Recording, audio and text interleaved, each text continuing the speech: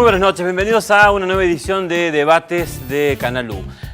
Cuando uno ve la tapa de los diarios ve que ya se habla solamente del Mundial, no se habla de la protesta de los docentes o tienen títulos muy pequeños, no se habla del avance del gobierno provincial contra los trabajadores de EPEC, de Luz y Fuerza, no se habla tampoco de actos que se arman para protestar contra ciertas cosas que están pasando en la política, porque el Mundial ya es lo más importante y todavía faltan 21 días para que comience. Hoy vamos a hablar del Mundial, pero también vamos a hablar del contexto y de las cosas que pasan alrededor del Mundial y de este fenómeno que es el fútbol en este evento que se reproduce cada 4 años. Empezamos con unas imágenes de una vieja película que habla del Mundial 78 y después empezamos a debatir. Tira la punta derecha para Abrancic, 2 metros hacia atrás, tiro de zurda en dirección de su compañero Müller. Müller para Vir, Vir entra por el costado izquierdo.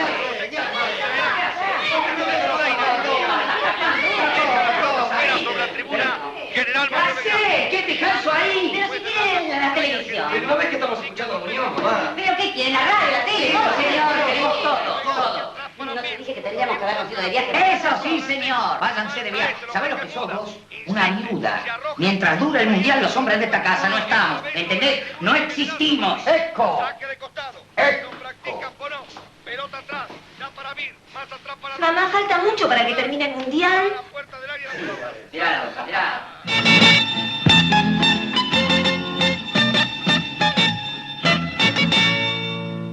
Para entonces, el fútbol dejó de ser una propiedad masculina. A esa altura del Mundial, invadimos y alegramos los estadios con nuestra presencia. Con nosotras, el fútbol comenzó a ser un deporte casi elegante, y nuestra presencia no fue solamente decorativa. Ingresamos con argumentos propios en la discusión, aportamos nuestros puntos de vista y nos detuvimos en detalles importantes que habían pasado desapercibidos para los torpes ojos de los hombres. Por ejemplo, en pintas como esta. Bueno, ahí veíamos una parte de una vieja película que llevó adelante el gobierno militar, la dictadura militar, dirigida por Sergio Renán, uno de los grandes directores argentinos. Y el detalle que rescatamos ahí es cómo las mujeres, según la película, al principio no prestaban atención a lo que pasaba en el Mundial hasta que se dieron cuenta de la pinta que tenía el jugador italiano que aparecía al final, ¿no? Detrás de todo discurso sobre el fútbol parece haber siempre una trama social y cultural que es muy evidente. Vamos a tratar de hablar de algunas de esas cosas hoy en Debates U. Quiero darle la bienvenida a los invitados. Primero a Jimena Garrido. Hola Jimena, ¿cómo te va? Hola. Jimena es profesora de Historia, da clases en el Manuel Belgrano y cursa la maestría en Antropología. ¿Está bien? Sí, algo así. Algo así, bueno. El otro invitado es Franco Balaguer, que es profesor de Educación Física del IPEF y cursa la maestría en Investigación Educativa en el CEA de la Universidad Nacional de Córdoba. Así es. Y Diego Viña, que es escritor y doctor en Estudios Sociales de América Latina. Así es. ¿Está bien esas dos definiciones? Bueno, muchas gracias por venir. Gracias a vos. Primera pregunta, cuando cada uno desde su lugar y desde cómo lo vive, cuando se viene el Mundial, ¿qué les pasa? Digamos, ¿qué les genera la idea de que empiece esta competencia? Jimena. No me emociona mucho personalmente, pero sí le pongo por ahí una atención en mi oficio de antropóloga, en el sentido de poder pensar también las cosas que pasan con el Mundial. Y a veces me veo contagiada por las emociones que circulan, y entonces, sin querer queriendo, termino también a veces emocionada personalmente de diferentes formas.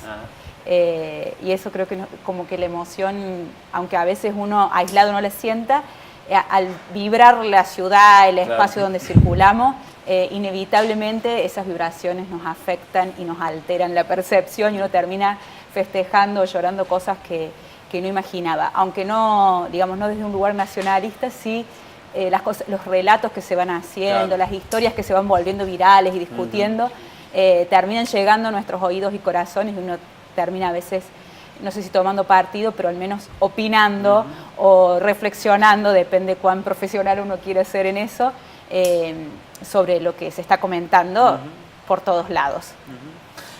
¿Vos, Franco, qué sentís? Bueno, yo la verdad que me siento como un hincha más, o sea, faltan 21 días y uno los va contando a medida que pasan, esperando que juegue la selección. Es evidente que uno no es parte del equipo, pero en ese nosotros, cuando se hace mención al equipo de fútbol, uno se siente parte. Y uno, hasta alentando desde el sillón de su casa, quiere que el equipo gane. Y de alguna forma se siente identificado. A nivel personal, yo recuerdo, yo nunca vi a Argentina campeón mundial, desde que nací nunca le vi campeón. ¿Vos qué edad tenés? Yo tengo 24 años. Claro. Entonces Yo nunca tengo vi... un amigo que con su hijo discute eso, ¿no? Vos me podés decir lo que quieras, pero nunca he visto un campeonato mundial. Y la verdad es que es cierto. Exacto. Yo que sí lo viví me siento muy superado, digamos. Y bueno, y yo a veces he visto los goles de Maradona a los ingleses por YouTube y no los vi en vivo, los vi... Claro. Claro. Y me pone un poco la piel de gallina. Y uno dice, ¿por qué me generaría esta sensación, esta emoción, ese gol, si yo no lo viví? ¿Y qué relación? No sé, ¿por qué me produce eso? Pero bueno, así son las emociones humanas, digamos. Y a partir de tu pregunta, eso me produce saber que se viene un mundial, que Argentina puede llegar a salir campeón y que eso me genera bastante emoción. Diego, vos. Yo fui perdiendo emoción a medida que fui envejeciendo, creo. En algún ¿Qué edad momento tenés? tengo 36. Sí, no estás tan viejo, ¿no? No, pero soy futbolero, fui muy futbolero, fui un enfermo del fútbol, porque mi viejo jugó al fútbol y demás.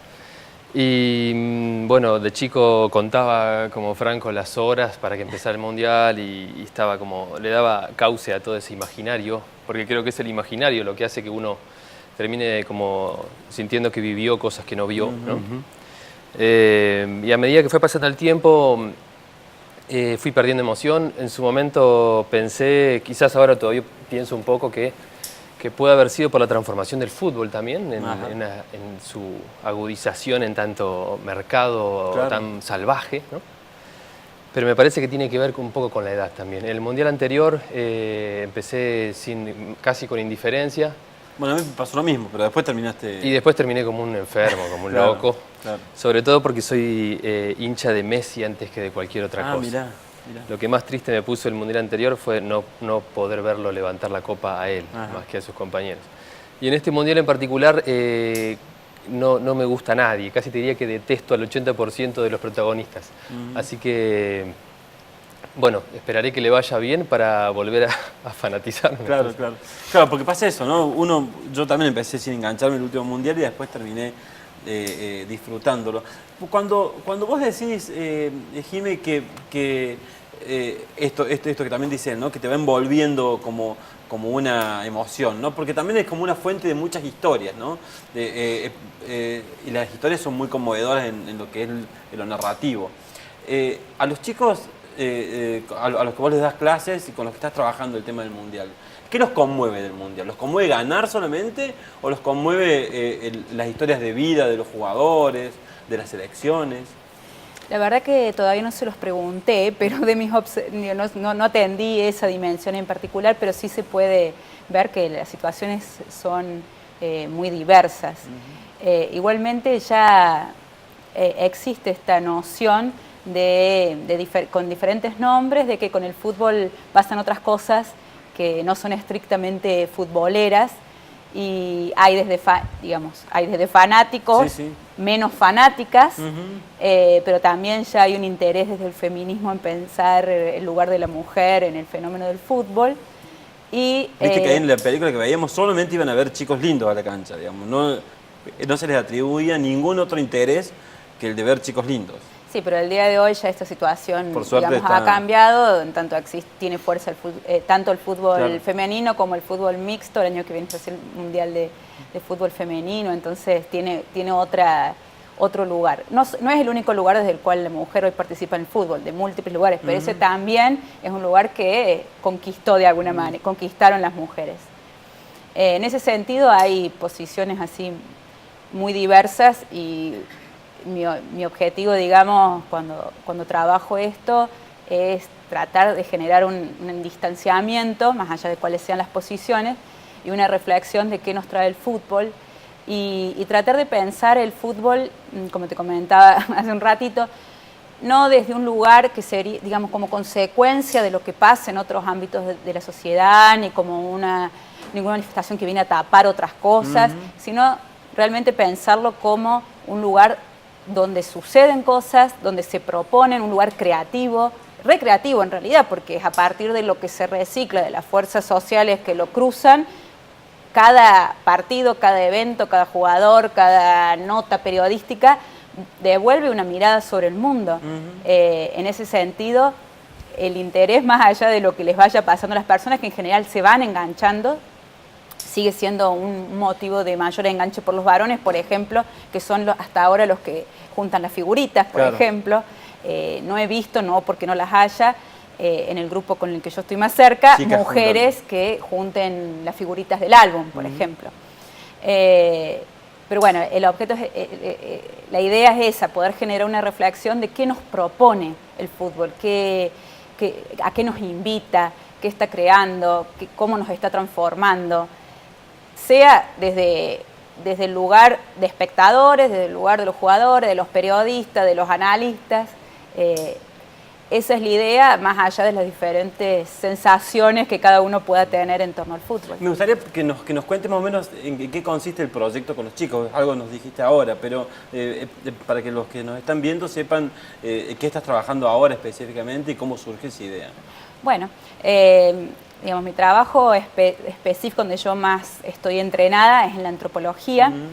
Y dentro de antropología, pero también de otras disciplinas de las ciencias sociales, se ha desarrollado estudios sociales sobre el deporte. Esto tampoco, si bien reflexiones sobre el deporte son tan viejas como el deporte mismo, como académicamente e institucionalizado, no son tan viejos los debates. Los estudios sociales acá tienen una marca colonial porque se iniciaron en Europa y acá se retoman, se dice que más o menos a partir, porque esto también es relativo, pero se dice más o menos que a partir de los 80 empieza a institucionalizarse como un campo de estudios con un montón de agujeros, pero comienza a tener más fuerza, cuando antes ya se había desarrollado en algunos debates y algunos estudios y publicaciones desde Europa. Entonces, como la mayoría de nuestra ciencia, podríamos decir que los estudios sociales del deporte acá también tienen esa cuña colonial. Entonces, bueno, pero llega acá y acá pasan otras cosas. Entonces, bueno, nace así como desde un lugar como un reclamo de carencia, como que quien quería estudiar el deporte no tenía legitimidad, no tenía recursos, no tenía antecedentes, empieza como un llanto, pero que rápidamente parece que se superó y empezaron a pulular estudios, sobre todo en Brasil, pero también acá en Argentina y en otros países, que empezaron a pensar el deporte como manifestación social. En un primer momento, los estudios estos proclamaban como que el deporte, el fútbol en especial, vendría a funcionar algo así como el opio de los pueblos. Entonces era un lugar donde en realidad era una crítica como a las masas alienadas a través de estas manifestaciones, pero por suerte hoy se ha abierto la perspectiva y se ha puesto justamente lo que decía antes al fútbol en un lugar de recreación. En un lugar de recreación digo no en el sentido del ocio y la recreación, sino un lugar de volver a crear, como volver a actuar y en ese volver a actuar proponer vida social, formas, relaciones, afectos, cuerpos. En ese sentido está bueno. Igualmente es importante decir que dentro de los estudios sociales del deporte, como en los deportes en general, han estado centrados en torno al fútbol y han sido en general autores y lectores, sobre todo autores, más también predominantemente masculinos. Esto está cambiando y hay estudios sociales hechos por mujeres y pensando el fútbol en relación al género, pero mayoritariamente tienen esa marca. Dentro de los estudios sigue siendo un mundo fútbol céntrico y digamos también masculinocéntrico, si se puede decir. Vamos a ir un corte y después seguimos charlando, porque en parte de lo que decís estoy de acuerdo, pero también creo que quizás no sea contradictoria la idea de el fútbol como herramienta para esconder cosas con el fútbol con todos sus significados. Pero me gustaría que lo charlemos después. Lo debatimos. Dale, vamos al corte y venimos.